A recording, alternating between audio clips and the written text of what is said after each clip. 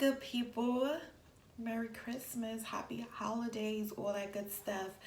All right, so I won't be before you long. I got to get a word in for you guys.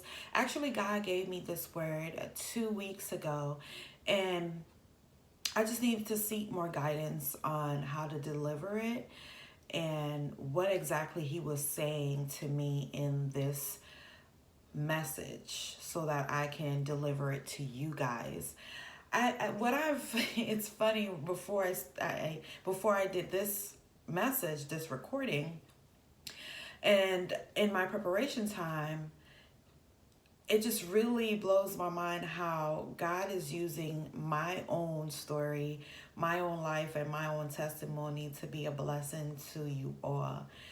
And I was just totally at awe because even just what may be simple to someone else is huge to me because I know exactly where I'm coming from and how far God has grown me in my spiritual walk with Him. And so this truly blessed me.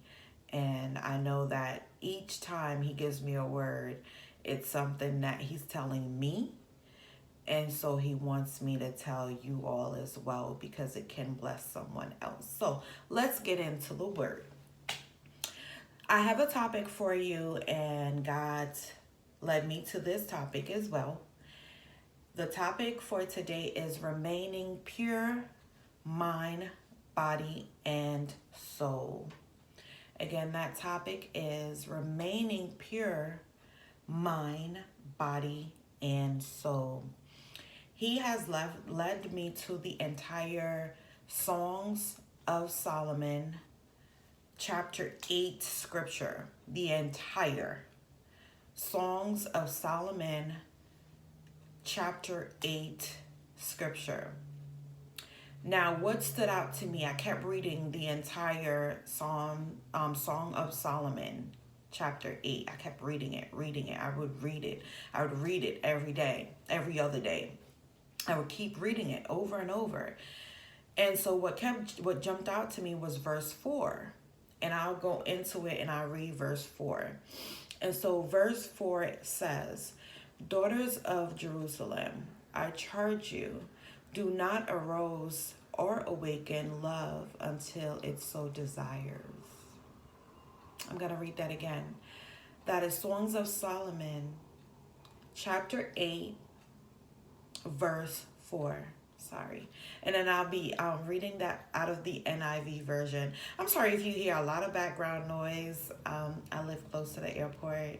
It's a lot going on today. Everyone going in and out from their holiday and spending time with family. But anyways, I just want to say that because I'm not sure if you all can hear that, and I'm looking. So, all right. So that verse reads again.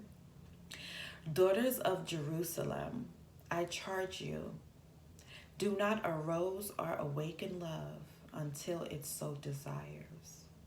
That scripture alone, let me tell you, when I kept reading it and I got it and I was like, God, this is so comforting. And why it was so comforting to me in a transparent moment, yes, it's the holiday. And I am a single woman of God, okay? God has not seen fit to give me off to a lucky man of God yet. So I am a single woman. And during the holidays, we can get so sidetracked and want love for my single men and women. And the reason why I said my single woman first before men, this goes for men too. Don't go past this message and stuff. I'm talking to the fellas too. But because God was speaking to me, He led me to this scripture and He pointed out my daughters of Jerusalem. I know that our women are a lot more super emotional beings, and we crave longevity love, maybe more than a male. And so why this was so comforting to me is because, yes, during the holiday, what I was able to not pay attention to during this time, it really struck me. wow, I'm still single. Another holiday, another Christmas, um, without my husband, without a family. Yes, I have my immediate family, but my own family, a child and a husband. And I kept praying to God, and I would say to God, where's my husband? Do I have to spend another Christmas without my spouse? And so then I changed my prayer, and I started praying, and I said, God, I love my husband. Give him courage and boldness, to reveal himself, or to make himself known. And then God led me to this scripture. So it was comforting to me, because God is letting me know that don't rush it. Love will come at its desired time. And that's what it says in the scripture. Don't rush or haste to awaken love too early or prematurely, because then the wrong type of love, you may invite the wrong type of love, and the love that isn't for you. I don't want to make this message super long. So that's briefly, it's more to my testimony and my transparency, but I just wanted to share that bits of peace with you. And so before I go into the entire message, I do want to read my next scripture. So when he gave me Songs of Solomon, and I read that scripture verse, the verse 4 of Songs of Solomon 8 verse 4. When I read that, and then when he gave me the topic, I started researching, and I said, okay, remaining pure, mind, body, and soul. I researched. Then this scripture here pops up. Okay, I'm going to read that now. That is 1 Thessalonians 4:3. And I'll be reading that out of the English Standard Version. Okay, and that reads, for this, sorry, I'm so sorry. And that reads, for this is the will of God, your sanctification, that you abstain from sexual immorality. Okay, I'll read that again. For this is the will of God, your sanctification, that you abstain from sexual immorality. And what that basically means is immorality is engaging in sexual acts and activities before being married. What I gathered before I go into the definition of soul tie, okay, what I really gathered based on, again, using me, we desire love, we desire a spouse. And I'm really talking to people, whether you are saved or not. If you are desiring a husband, if you're desiring a wife, it is important for you not to act on your flesh, because you desire it so much, you get lost into what that thing is in front of you. And so then you may marry the wrong person. Wait for God to reveal to you who that person is. And so in your time of waiting for your spouse, for your husband, for your wife, it is important for you to abstain from sexual activities. Okay? Again, for my believers, this is something that you should be doing. For my non-believers, because I don't believe that this is going to come across all believers. For people that are just now walking with God and want to learn more about His word and His way and His commandments, This is something that you need to know, especially if you're wanting to get married. Now, the longer that you engage into sexual activities and you are wanting, your heart's desire is to get married and have a husband or a wife, the longer it is that you are engaging prematurely with the wrong people into these sexual things, even if you are having sex with someone that God has spoken to you that is your husband and wife, it will delay your union as being married. Something will always come up. Something will always happen to delay that union because our union is being honored before God. And if in his word in 1 Thessalonians 4 verse 3, if that says that for this is the will of God, your sanctification, that you abstain from sexual activities, then if joining as a union before God blesses him, if we're acting on our sexual immoralities and we're engaging in sexual activities, regardless if you're doing it with someone that God has spoken to you to be your husband or wife, that union won't come before God. It will delay being joined together in union before him, because he's the first judge. You know, in the church, when you get married, you have other witnesses and so forth.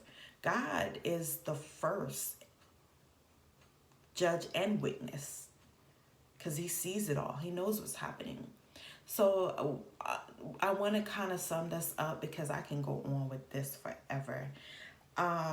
It is very important that if you are waiting in your waiting season, that you practice to abstain from sexual activities. When you meet your spouse, it is not for you to jump and then engage in sexual fleshly things with them until you are joined husband and wife before God. So not because you meet the husband or the wife and it's confirmed by God that that's your wife and that's your husband, oh, let's go and have sex. You're just going to delay that union. It's no longer going to be blessed by God. Remain pure, mind, body, and soul. That brings me to my next word, soul tie. I went ahead and took the initiative to research and give you a definition of soul tie.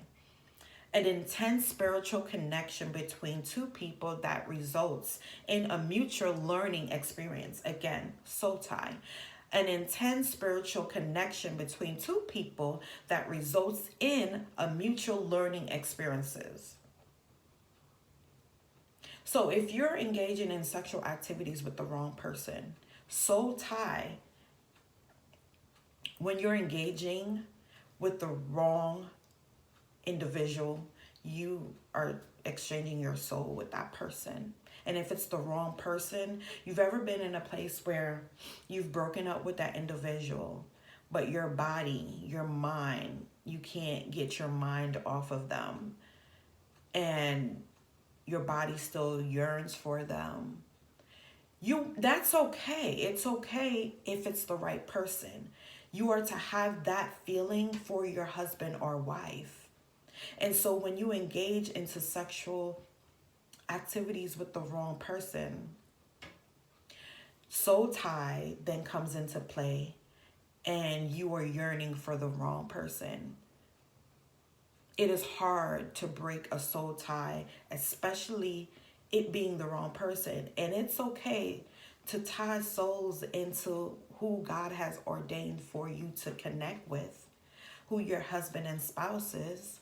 You want to connect with that person spiritually in that way when it's your person, when it is your husband or wife. Okay? And so, 14 minutes. And so just to basically sum this whole entire message up is, God is saying to his daughters, especially his daughters and his son, especially his daughters. Hold on to your purity. Keep your mind focused on him. Keep your body pure and focused on God. Keep your soul clean so you aren't tempted to tie into any mixed emotions with the wrong person. Because we are such emotional beings. And he knows that. God knows that. We are in a rush like myself. I then noticed that during a holiday, and mind you, throughout the year, I was okay. But I noticed during a holiday, just, my feelings just like, why am I not married yet? Where's my husband? And I haven't really acted on that throughout the year because I've just been doing other stuff. But it really hit me. And then I tried to rush it. So God is saying it may not be time for a lot of us. And I know this may be hard, but it may not be time right now for a lot of us to engage in any love or forcing marriage or forcing our spouse to come. It will come. They will come at his appointed time. And to not rush it or awaken it too early or too soon, because then it will do more harm than good. And that's basically what I gathered. Just another brief testimony. I feel that when you act in haste and you engage with the wrong person also, you delay your spouse from, being revealed to you, or you delay that arrival for you guys to connect and be together as one. And back in August or July, sometime around there,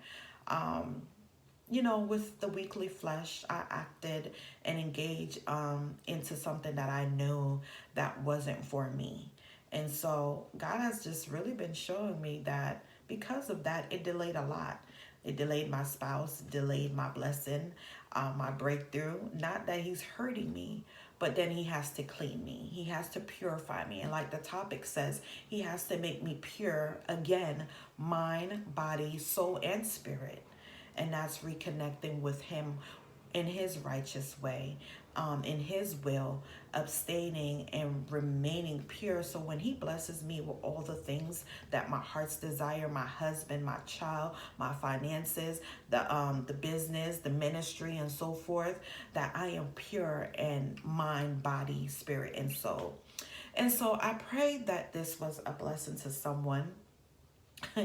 I may have struggled on it a little bit because, like I said, he gave it to me 2 weeks ago, and I was just really trying to really understand what he was saying. So I pray that you don't haste or rush into the wrong thing. Don't rush love. God knows that our heart's desires to have the right love for us, and our heart's desire for us to have a husband and a wife, and me and you rushing it isn't going to make it come any faster. It's just going to cause a whole bunch of confusion and mixed emotions within you, within your soul, within your walk with God. So let him handle that part as well as everything else. Give it to him. Let him connect the two together. Let him be your Cupid. You know what I'm saying? Let God be your Cupid. Let him be the matchmaker. He is the best matchmaker. I know that we may also be up in age and looking at us getting older, but with God, there's no time limit. God does not want any restraint or restrictions upon him, and when he does his great work. So let him be blissful and glorious in your love life and in you remaining pure. Remain pure, mind, body, soul, and spirit while you wait on your husband. Don't go and try to engage into anything else and delay that perfect person for you. All right, I pray that this was a blessing. I love you all. Enjoy your day.